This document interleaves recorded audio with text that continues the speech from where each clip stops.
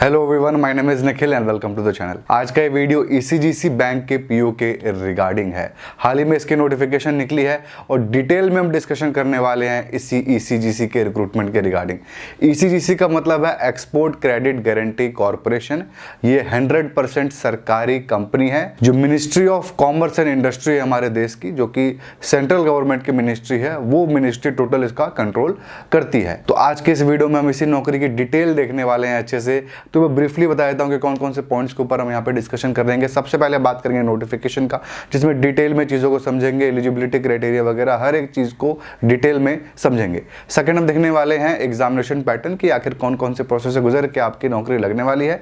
उसके बाद हम देखेंगे बुक्स की कौन सी बुक्स बेस्ट है इस नौकरी के लिए। यहाँ पर मैं आपको सिंगल बुक भी बताऊंगा। उसके बाद हम देखेंगे सिलेबस, उसके बाद कट ऑफ और previous year papers. Previous year papers का आपको बताता हूँ कि लिंक डिस्क्रिप्शन में अवेलेबल है, वरना मेरा ऐप है नोवर निखिल, आप सर्च कर सकते हो प्ले स्टोर पर, वहां पर भी इसका पीडीएफ आपको मिल जाएगा पिछले साल के पेपर्स का। तो चलिए अब हम अपने वीडियो को स्टार्ट करते हैं। और सबसे पहले वीडियो को स्टार्ट करते हैं मैं आपको कोर्स के बारे में बताना चाहता हूं। जो लोग इंटरेस्टेड होंगे ईसीजीसी की नौकरी के अंदर, चूंकि इसको कोई भी ग्रेजुएट अप्लाई कर सकता है, ये नौकरी बहुत इंपॉर्टेंट और क्रूशियल हो जाती है। हजारों लाखों की संख्या में लोग फॉर्म भरने वाले हैं इसका, सिर्फ और सिर्फ इस वीडियो को थ्रू। तो जो यहां पर मैं कोर्स आपको रिकमेंड करता हूं ऑलिव बोर्ड का, उसके लिंक मैं आपको डिस्क्रिप्शन में दे चुका हूं।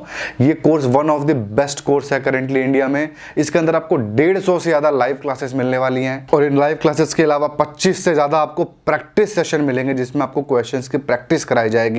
280 से ज्यादा आपको मॉक टेस्ट मिलने वाले हैं, और आपको हैंड रिटन नोट्स मिलेंगे करंट अफेयर्स के, बैंकिंग अवेयरनेस के, कंप्यूटर सेक्शन के। इसके अलावा एक कोर्स हिंदी इंग्लिश दोनों ही भाषाओं में होगा। हर एक चीज़ इसके अंदर अवेलेबल है। स्ट्रैटेजी आपको बताई जाएगी, जो टॉपर्स होंगे वो आपके साथ मिलकर स्ट्रैटेजी भी बनाएंगे इस नौकरी को कैसे क्रैक करना है। तो दी बेस्ट कोर्स है ये, लिंक डिस्क्रिप्शन में अवेलेबल है। 40% ऑफ भी चल रहा है इसके ऊपर। तो डेफिनेटली जो लोग सीरियस होंगे इस नौकरी के लिए, एक बार जरूर उस कोर्स को आप चेकआउट करना। तो चलिए हमने देख लिया कोर्स के बारे में, अब हम आ जाते हैं नोटिफिकेशन की डिटेल्स को देख लिए। तो सबसे पहले बात कर लेते हैं इसके डेट्स का। डेट की बात करें तो 21 मार्च 2022 से इसका फॉर्म आउट हो चुका है। आप चाहो तो अप्लाई कर सकते हो। कब तक? 20 अप्रैल 2022 तक। और इसके बाद जो प्री एग्जामिनेशन ट्रेनिंग होगा वो आपका मई 2022 में होगा, कॉल लेटर अप्रैल में आएगा। और जो इसका रिटन एग्जामिनेशन है वो 29 मई 2022 को आपका हो जाएगा, और इसका रिजल्ट 15 से 19 जून 2022 को आएगा। और आपका इसके बाद इंटरव्यू होगा जुलाई और अगस्त 2022 में। तो ये हो गई आपकी डेट्स। यहाँ पे मैं आपको बता दूं, इस नौकरी के अंदर मेंस एग्जामिनेशन नहीं है, तो सिर्फ और सिर्फ प्रीलिम्स एग्जामिनेशन है।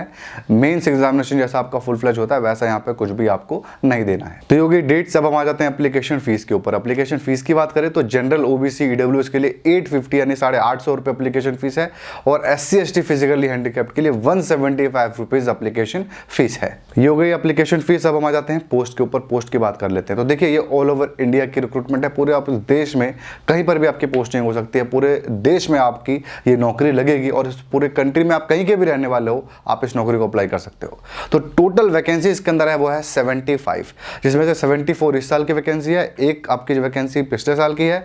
जनरल की 34, ओबीसी की 13, 7 ईडब्ल्यूएस की है, एससी की 11, एसटी की 9 वैकेंसी है। तो टोटल 75 वैकेंसी यहाँ पर आपकी अवेलेबल है। तो ये हो गई सारी पोस्ट की डिटेल्स। अब हम आ जाते हैं एलिजिबिलिटी क्राइटेरिया के ऊपर। एलिजिबिलिटी क्राइटेरिया में सबसे पहले एज की बात कर लेते हैं। एज की बात करें तो 21 ईयर से लेकर 30 ईयर्स तक, यानी 21 से 30 साल तक के लोग इस फॉर्म को अप्लाई कर सकते हैं। अब हम आ जाते हैं इसके अंदर एजुकेशन क्वालिफिकेशन के ऊपर कि आखिर कौन कौन से एजुकेशन क्वालिफिकेशन के लोग इस नौकरी को अप्लाई कर सकते हैं। तो इसके अंदर एजुकेशन क्वालिफिकेशन बहुत ही सिंपल है। कोई भी ग्रेजुएट इस फॉर्म को अप्लाई कर सकता है, यानी आपको कोई परसेंटेज का रिक्वायरमेंट नहीं है, कोई करस्पॉन्डेंस से हो क्या हो फर्क नहीं पड़ता। आप किस स्ट्रीम से ग्रेजुएट हो, किसी भी चीज़ से कोई फर्क नहीं पड़ता है। आप साइंस ग्रेजुएट हो, बीएससी बीटेक बीकॉम किया हुआ है आपने, चाहे एमबीबीएस किया हुआ है, या फिर चार्टर्ड अकाउंटेंट हो, या फिर आपने कोई भी डिग्री की हुई है, कोई इससे फर्क नहीं पड़ता। आपने सिंपल बीए किया है, बीएससी किया है, बीटेक किया है, कुछ भी किया है, आप इस फॉर्म को अप्लाई कर सकते हो। आपके 33.33% आए थे तब भी अप्लाई कर सकते हो, 99 आए थे तब भी अप्लाई कर सकते हो। इसके अंदर परसेंटेज का भी कोई रिक्वायरमेंट नहीं है। अगर आपका 3 साल का ग्रेजुएशन या फिर 4 साल का ग्रेजुएशन 5 साल 6 साल में कंप्लीट हुआ है तो भी आप अप्लाई कर सकते हो, ऐसे भी कोई इसके अंदर रिक्वायरमेंट नहीं है। अगर आपने करस्पॉन्डेंस से ग्रेजुएशन किया हुआ है, यानी पत्राचार से किया हुआ है, आप घर बैठे किए हो, तो भी आप यहाँ पे अप्लाई कर सकते हो। और कोई भी एक्स्ट्रा रिक्वायरमेंट इस नौकरी के अंदर नहीं है। अब इसके अंदर डाउट आएगा कि क्या फाइनल ईयर के लोग अप्लाई कर सकते हैं? तो जी देखिए, फाइनल ईयर के लोग यहाँ पे अप्लाई नहीं कर सकते, बिल्कुल भी नहीं कर सकते। अगर ये फॉर्म के लास्ट डेट है तब तक आपका रिजल्ट निकल जाता है। जिसके हाथ में रिजल्ट है ना, मतलब फाइनल ईयर का क्या मतलब है, जिसके पास रिजल्ट है वो अप्लाई कर सकता है, जिसके पास रिजल्ट नहीं है वो नहीं अप्लाई कर सकता इस फॉर्म के आखिरी डेट तक। आपका प्रोविजनल सर्टिफिकेट आया हो ना आया हो कोई फर्क नहीं पड़ता, बस आपके मार्क्स पता हो, आपको टोटल कितने मार्क्स आपके आए हैं सारे सेमेस्टर के, सारे ईयर के मिला करके, तो आप यहाँ पे अप्लाई कर सकते हो, ठीक है। और इसके अंदर जो एज का रिलैक्सेशन है 3 साल, 5 साल, 10 साल का, वो आपको यहाँ पर भी मिलेगा। तो ये होगी एलिजिबिलिटी क्राइटेरिया। अब हम आ जाते हैं इसके अंदर जॉब प्रोफाइल और सैलरी के ऊपर, जो कि अच्छा है, इसके अंदर बहुत अच्छा पार्ट है ये। तो बेसिकली जो ECGC है ना, एक्सपोर्ट क्रेडिट गारंटी कॉर्पोरेशन, इसका बेसिकली फंक्शन क्या है, काम जो इसका है वही आपका बैंक पीओ का भी इसके अंदर का काम है। क्योंकि बैंक पीओ इसके अंदर ऑफिसर लेवल की रिक्रूटमेंट है, तो सबसे हाईएस्ट रैंक पे भी ECGC जो बैंक पीओ लोग होंगे वही पहुंचते हैं। IBPS पीओ के थ्रू पहले इसकी नौकरी लगती थी, अभी हट चुका है, IBPS पीओ के थ्रू नहीं लेता है, अपनी स्पेशल रिक्रूटमेंट निकालता है। E-एग्जाम भी इसका छोटा भाई है या बड़ा भाई, कुछ भी आप कह लो, E-एग्जाम भी अब ऐसे ही लेता है। तो बेसिकली इस बैंक का काम ये होता है कि क्रेडिट प्रोवाइड करना जो एक्सपोर्टर होता है ना उनको, ठीक है, और इंश्योरेंस प्रोवाइड करना। बेसिकली ये दो मेन फंक्शन है इसके अंदर। तो जो एक्सपोर्टर होता है ना, उनको फैसिलिटेट करने के लिए, उनको सपोर्ट प्रोवाइड करने के लिए ECGC बैंक का गठन किया था सरकार ने, वो भी बहुत पहले, आज़ादी के तुरंत बाद ही कर दिया था। तो आपको ये मोटा मोटी समझ में आया कि किस तरीके का आपको काम यहाँ पे करना पड़ेगा। एक्सपोर्टर से डील होगी और बैंक से आपकी डील होगी, इन दो लोगों से डील आपकी इसके अंदर ज़्यादातर होगी। अब इसके अंदर सैलरी की बात कर लेते हैं। सैलरी के अंदर नोटिफिकेशन में देख के आप खुश मत हो जाइएगा, 16 लाख का पैकेज है तो 1,33,000 रुपये महीना आपको मिलने वाला है, ऐसा नहीं होता है। वो CTC लिखा हुआ है, कॉस्ट टू द कंपनी, ठीक है। सैलरी इन हैंड की हम बात कर लेते हैं, वो भी मुंबई में वो लिखा हुआ है। अगर आपकी पोस्टिंग मुंबई में है, मुंबई जैसे शहर में है, तो आपको इजीली इसके अंदर सैलरी आप लेके चलिए 85,000 के आसपास मिल जाएगा। 85,000 कि 80,000 इसके आसपास वैरी करेगा। और अगर आप दूसरे किसी शहर में हैं मुंबई के अलावा, तो आप लेके चलिए आपकी सैलरी 70,000, 65-70,000 के आसपास वैरी करेगी। तो इससे ज़्यादा एक्सपेक्ट मत करना। और चूंकि ये सैलरी काफ़ी अच्छी सैलरी मैं मानता हूँ, तो सरकारी नौकरी के हिसाब से डिसेंट सैलरी है, और इससे ज़्यादा की एक्सपेक्टेशन मत करना स्टार्टिंग में। प्रमोशन के साथ तो आपकी सैलरी बढ़ती ही जाएगी। तो ये हमने देख लिया सारा का सारा जॉब प्रोफाइल और सैलरी से रिलेटेड डिटेल्स। अब हम आ जाते हैं इसके अंदर एग्जामिनेशन पैटर्न के ऊपर कि आखिर कौन कौन से प्रोसेस से गुजर के आपकी इसके अंदर नौकरी लगने वाली है। तो देखिए, इसके अंदर टोटल 3 स्टेप हैं जिसको आपको गुजरना पड़ेगा। सबसे पहला आपका रिटन एग्जामिनेशन, जो कि है प्रीलिम्स एग्जामिनेशन। उसके बाद एक छोटा सा आपका इंग्लिश का टेस्ट लेंगे, लैंग्वेज का, जो कि डिस्क्रिप्टिव होगा। ये 40 नंबर का होगा। मेंस का पेपर इसके अंदर नहीं है। मेंस का पेपर कैसा होता है, 200 मार्क्स का इंग्लिश आता है, 200 मार्क्स का मैथ आता है, या फिर मैथ, इंग्लिश और जीके का, या फिर मैथ, इंग्लिश और रीजनिंग का टोटल 100 मार्क्स का एक पेपर ले लेते हैं। इस तरीके से बेसिकली होता है। तो यहां पर ऐसा कुछ नहीं देना है आपको। प्रीलिम्स एग्जामिनेशन दिया, 40 मार्क्स का इंग्लिश का टेस्ट दिया, उसके बाद आपका जो थर्ड लेवल है वो है इंटरव्यू का। जो इन तीनों लेवल से पास हो जाएगा उसकी नौकरी यहां पे लग जाएगी। तो चलिए अब हम देख लेते हैं एग्जामिनेशन पैटर्न। सबसे पहले प्रीलिम्स एग्जामिनेशन का। तो देखिए, प्रीलिम्स के अंदर टोटल आपके होने वाले हैं 5 पेपर। सबसे पहले आपका रीजनिंग का 50 क्वेश्चन 50 मार्क्स, सॉल्व करने के लिए मिलेगा आपको 40 मिनट्स। उसके बाद इंग्लिश 40 क्वेश्चन 40 मार्क्स, सॉल्व करने के लिए मिलेगा आपको 30 मिनट्स।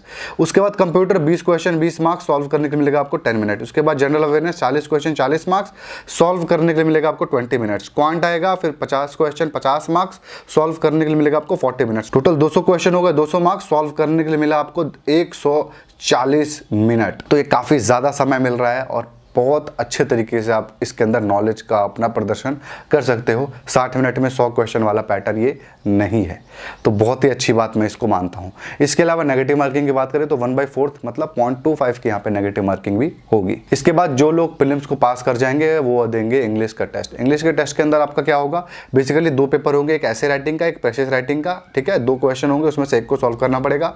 दोनों 20-20 मार्क्स के होंगे और आपको 40 मिनट मिलेगा टोटल आपको सॉल्व करने के लिए, ठीक है। दोनों क्वेश्चन एक साथ ही मिल जाएंगे, 40 मिनट टोटल मिलता है इसके अंदर आपको बेसिकली। तो ये हो गया। जो इसके अंदर कोई नेगेटिव मार्किंग नहीं है डिस्क्रिप्टिव के अंदर, बस आपको अपना आंसर लिख करके आना है, ठीक है। ये हो गया। और जो आपका प्रीलिम्स था ना, उसके अंदर जितना भी सेक्शन था, सेक्शन वाइज कट ऑफ भी निकलता है कि उसी के हिसाब से आपको हर सेक्शन में भी पास होने की जरूरत है और ओवरऑल भी पास होने की जरूरत है। इसके बाद आपका इंटरव्यू हो जाएगा, वो मैंने आपको बता दिया। बस यही आपका एग्जामिनेशन पैटर्न था। अब हम आ जाते हैं बुक्स के ऊपर कि आखिर कौन सी किताबें बेस्ट हैं इस नौकरी को क्रैक करने के लिए। तो देखिए, जो लोग नए नए हैं एकदम ही न्यू है कि भाई मुझे समझ में नहीं आ रहा क्या करूं मैं, और मुझे कोई एक बुक आप बता दीजिए कि भाई इससे क्रैक हो जाएगा मेरा। तो देखिए, अगर आप कई सारे बैंकों की तैयारी करने वाले हो, IBPS PO भी देने वाले हो, और भी कई मल्टीपल बैंक देने वाले हो, पढ़ने वाले स्टूडेंट नहीं हो बहुत ज़्यादा, और सिंगल बुक की तलाश में हो, तो दिशा पब्लिकेशन की एक IBPS PO की कंबाइंड किताब आती है। उसके अंदर आपको 3 प्रीवियस ईयर पेपर्स के भी दिए होते हैं सॉल्यूशन के साथ, और सारा का सारा सिलेबस उसके अंदर कवर्ड होता है। ठीक है, एक दो चीज़ कवर नहीं होती है, वो मैं आपको बता दूंगा, वैसे सारा का सारा सिलेबस उसके अंदर कवर्ड होता है। मोटी सी किताब होती है, आप उसको अगर 2 बार खत्म कर दो और उसके साथ प्रीवियस ईयर पेपर्स लगा दो, यानी प्रैक्टिस सेट लगा दो, तो आपका काम चल जाएगा। प्रैक्टिस सेट फ्री का आपको चाहिए तो लिंक डिस्क्रिप्शन में अवेलेबल है, आप चाहो तो चेकआउट कर सकते हो, वरना मेरी वेबसाइट है novarnikhil.in, वहां पर आप मॉक टेस्ट दे सकते हो, वो भी बहुत ही कम रेट में, बहुत ही मिनिमल रेट में। ठीक है, तो ये 2 ऑप्शन मैंने आपको बता दिए, फ्री वाला का लिंक डिस्क्रिप्शन में अवेलेबल है, पेड वाले का भी अवेलेबल है। तो IBPS PO का मैं क्यों रिकमेंड करता हूं, देखिए इस नौकरी का जो रिक्रूटमेंट है ना, वो भी IBPS ही करती है, तो IBPS PO का जो रिक्रूटमेंट का लेवल होता है वो इसका भी होता है। तो उसी हिसाब से आप लेके चलिए कि SBI PO का बुक से ज्यादा अच्छा यहाँ पे IBPS PO की बुक आपकी काम आएगी। इसके बाद इस बुक के साथ आपको 2 बुक और लेनी पड़ेगी, जो मैं आपको अभी बता देता हूँ। इस बुक से वैसे आपका काम चल जाएगा, लेकिन ये 2 बुक ले लोगे तो बहुत अच्छा हो जाएगा। सबसे पहले बात कर लेते हैं कंप्यूटर की बुक का, जो कि यहाँ पर मैं आपको सिंगल किताबें में भी रिकमेंड करने वाला हूँ। मतलब जो लोग ये बुक मेन बुक नहीं खरीदेंगे, सिंगल किताब खरीदना चाहते हैं, जिसकी वजह से वो बहुत सारी नौकरियों को अप्लाई कर सकते हैं, मतलब बहुत सारी नौकरियों की तैयारी इन 3-4 किताबों से हो जाएगी, और इसके अलावा बहुत अच्छा रैंक भी आएगा, बहुत अच्छे मार्क्स भी आएंगे अगर आप सिंगल किताब लेते हो तो। ठीक है, और इस मोटी किताब के साथ भी आपको 2 बुक लेनी पड़ेगी, मैं आपको पहले उसके बारे में बताता हूँ। तो देखिए, कंप्यूटर का आपको लेना पड़ेगा, जनरल कंप्यूटर नॉलेज की किताब आती है, मैं यहाँ पे डिस्प्ले कर दूंगा आपको वो, और इंग्लिश और हिंदी दोनों ही लैंग्वेज में आती है, आप उसको परचेस कर सकते हो। इसके अलावा बैंकिंग अवेयरनेस बहुत इंपॉर्टेंट चीज होती है, इसके अंदर बैंकिंग अवेयरनेस बहुत ज्यादा आता है, पूरा का पूरा एक पेपर ही इसके अंदर जो जनरल अवेयरनेस का है उसके अंदर बैंकिंग ही आना है। तो उसके लिए बैंकिंग अवेयरनेस की बुक मैं आपको रिकमेंड करता हूँ, फोटो यहाँ डिस्प्ले कर दूंगा, लिंक डिस्क्रिप्शन में दे दूंगा, आप चाहो तो ये बुक परचेस कर लेना। ये 3 बुक कर लोगे ना, आपका काम चल जाएगा, पास हो जाओगे। अब टॉप करना है, बहुत अच्छे रैंक लाने तो क्या करना है, तो ये 2 बुक बता दी। अब इसके बाद क्वांट के ऊपर आ जाते हैं। क्वांट के अंदर आपको बाय करनी है एसेंशियल क्वांट की किताब, जो कि सारे बैंकिंग की तैयारी हो जाएगी, सारे SSC की तैयारी आपकी हो जाएगी। अगर आपके पास राजेश वर्मा वाली किताब है तो आप उससे पढ़ लो, पहले से खरीद रखे हो तो नई बुक लेने की जरूरत नहीं है। लेकिन अगर आपको टोटली फ्रेश नई बुक लेनी है तो एसेंशियल क्वांट आप किताब लेना, इसके अंदर बहुत थॉरोली समझाया गया है और सिलेबस काफी वाइड कवर्ड है, राजेश वर्मा वाली किताब से ज्यादा सिलेबस कवर्ड है।